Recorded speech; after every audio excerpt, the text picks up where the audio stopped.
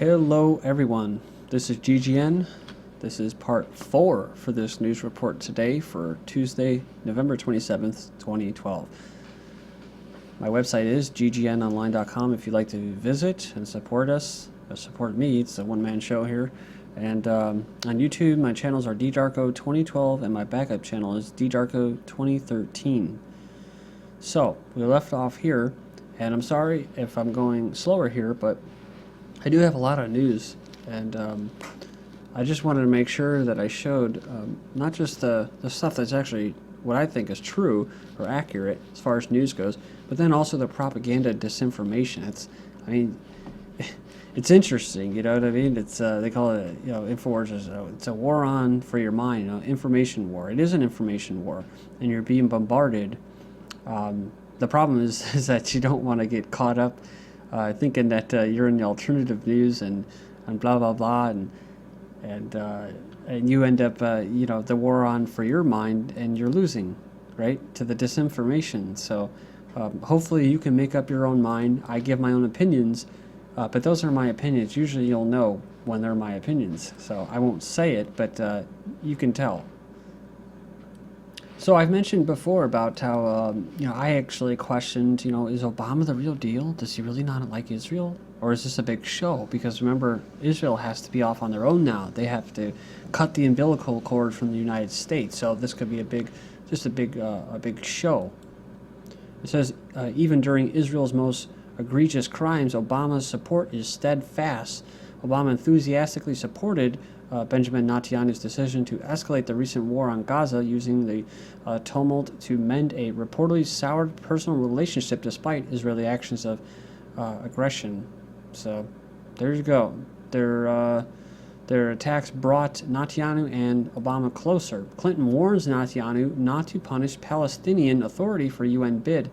The U.S. message to Israel was to not take any irreversible actions and to act wisely the day after the UN vote. Clinton emphasized that steps such as annulling the Oslo Accords could bring about dangerous consequences, kind of like attacking Iran. So they say the same rhetoric, right? They don't want a nuclear Iran, but they don't want to attack them because it'll set fire to the region. So Clinton kind of says basically what Brzezinski was saying in regards to Iran and stuff like that, and being Israel's lapdog. Which is what, that's okay. We may not necessarily be for the Palestinian statehood, but we're not going to do anything to support stopping that. That's basically what she says.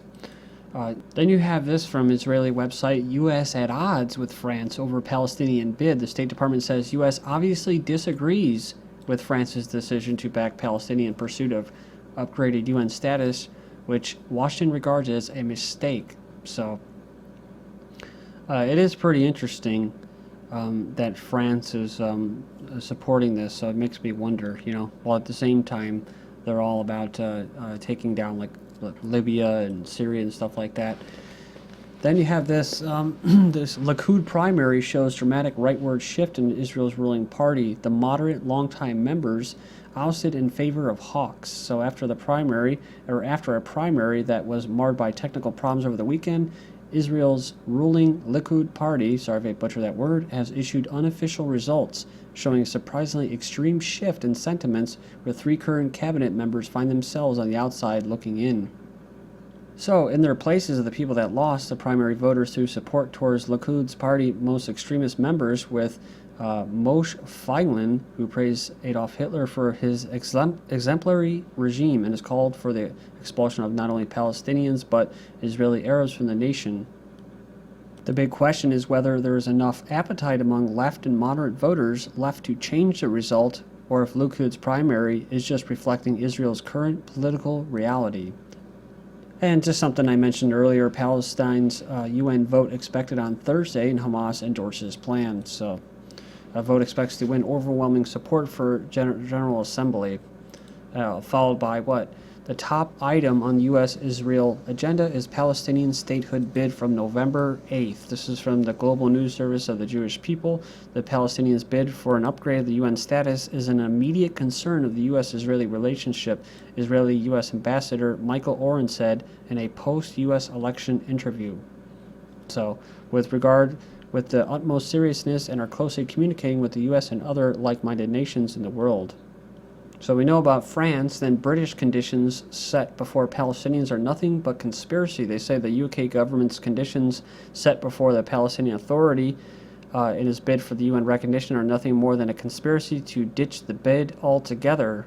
Britain wants Palestinians to not have the ability to pursue the Israeli regime's authorities for war crimes at international bodies such as the ICC. So, says that this is a complete hypocrisy in itself, and secondly, it gives the Israelis a free rein to commit war crimes as before and to the extent they desire. Next up, and Harper of Canada took steps to stifle Palestinian statehood bid, they say. They said him and his government have intervened to pressure the Palestinian Authority to drop its bid for upgraded status at the UN. And remember, Canadian Premier Harper skipped the UN General Assembly to get a Jewish award back in September. Along the similar news, Hungarian rightists list Jews who pose security risks.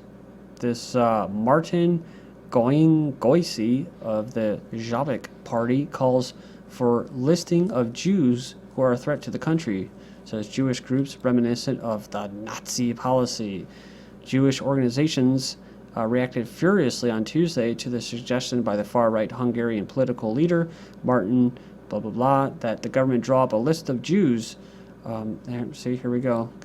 This is really annoying when they do that. I tell you, Jerusalem Post is the worst with advertisements and pop-ups. And I do have pop-up ad blocker. It says that the leader says that the government draw up a list of Jews living in Hungary who pose a national security threat. Goes on to think such a conflict makes it timely to tally up the people of Jewish ancestry who live here, especially in the Hungarian parliament and Hungarian government, who indeed pose a national security risk to Hungary. It's kind of similar to what Russia is doing. Of course, it's not specific like that. They just say foreign agents. But really what they're referring to is U.S. aid and stuff like that that are trying to basically meddle, foreign countries and entities meddle in their internal affairs.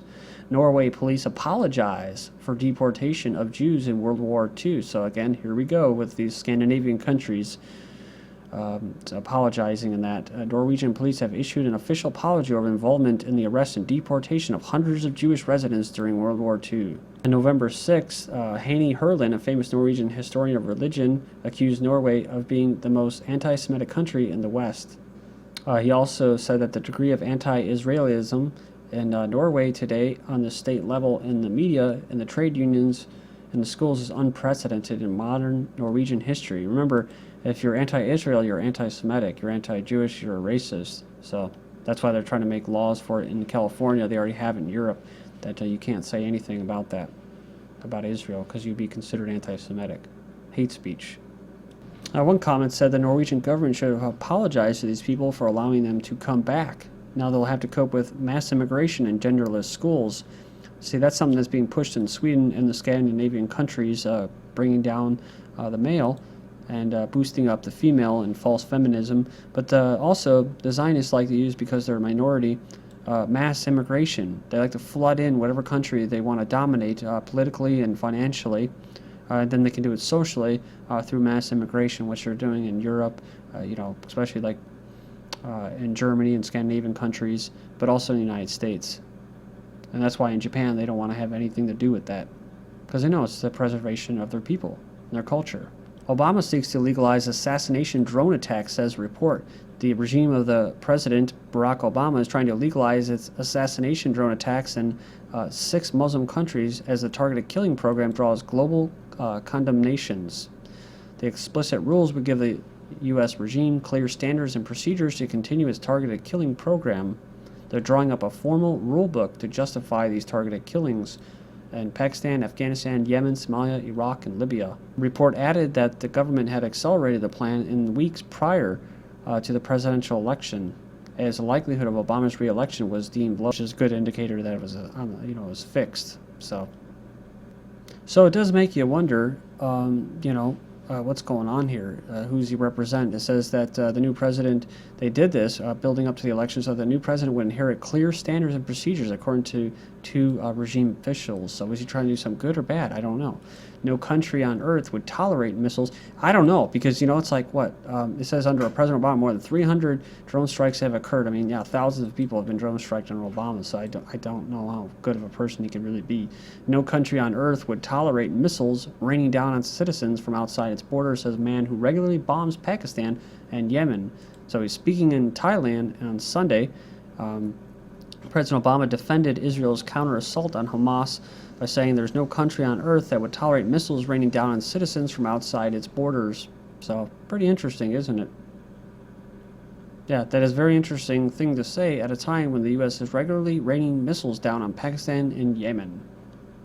Next up, police chiefs adopt drone code of conduct. I've already covered this before. I'm looking for the date here, Thursday, October 16th. So the police adopt their own little code too. Autonomous killer robots more ethical than human soldiers. So it's all about the ethics, right? Drones could soon operate without the help of humans. They're reporting that the Pentagon wants its drones to be more autonomous so they can run with little assistance from people, so they don't have to take responsibility. Before they were blind, deaf, and dumb, they said now we're beginning to make them see, hear, and sense.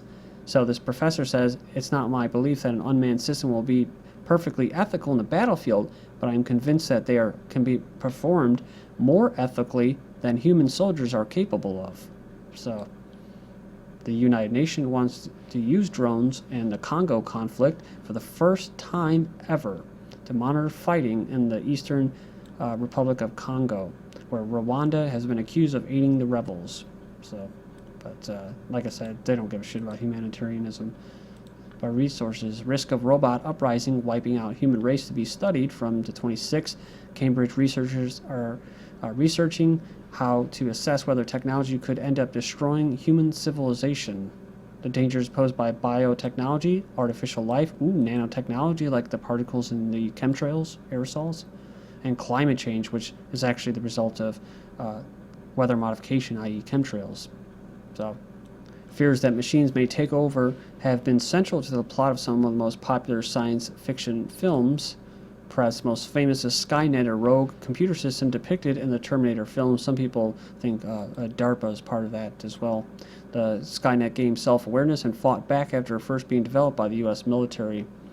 Next up, why the future doesn't need us. This is actually from back in 99, 2000. Our most powerful 21st century technologies, robotics, genetic engineering, and nanotechnology, are threatening to make humans an endangered species. So, this is just another source before we were talking about the Cambridge. But the guy, it's pretty creepy how he puts it. He says that at some point in the century, we'll have to be facing one of the major shifts in human history when intelligence escapes the constraints of biology. So, they're talking about transhumanism and all sorts of stuff, singularity of artificial intelligence, and it's basically, do you want to exterminate your people? You want to exterminate the human race? Well, I think people will be all on board with that. I mean, they're all for killing their own race and their own people. So yeah, they want to go ahead and kill humans too. Go ahead. Navy virtual healthcare set to expand. Major switch in philosophy could change the way local military members and their families receive their eugenics. So, rising. Because of the economy, sluggish economy, rising medical costs. That's the same reason for using drones to kill people, and shrinking budgets because the bankers robbed you. Yeah, the only time you'll have to go see a doctor is when you're basically dying. Kind of like this from last October. Robotic medication delivery enhances death care. Yeah, so when the robots deliver the medication and it kills you, who's responsible? Not a person. It can't be a robot. They don't have a soul, right? Toyota debuts robot nurses to aid the disabled. So yeah, remember they got robot nurses now aiding the people who have been victims of eugenics. This is universal too. In the UK, end of doctor's surgery, GP visits to be replaced by Skype consultations in a bid to save cash. Part of false feminism is few females are willing to step forward for this infantry in the Marine Corps. So far, only 2 of the 80 eligible female Marines have volunteered for the course. But the ACLU must have not gotten the memo because they're saying they're going to sue over the policy barring women from combat. What I said about the minority groups exploiting other minority groups that are being oppressed in order for what? Political control and social engineering. Meanwhile, an army mom is saying that the military suicides is getting out of control. Wow, so this is coming from the Army Times. They say the mom says he wasn't a casualty of war, he was a casualty of his own mind. And as the UN seeks to control the internet, SWAT teams raid a 10-year-old girl's laptop in Finland. And watch out for the Wi-Fi police hunting you down. Thank you.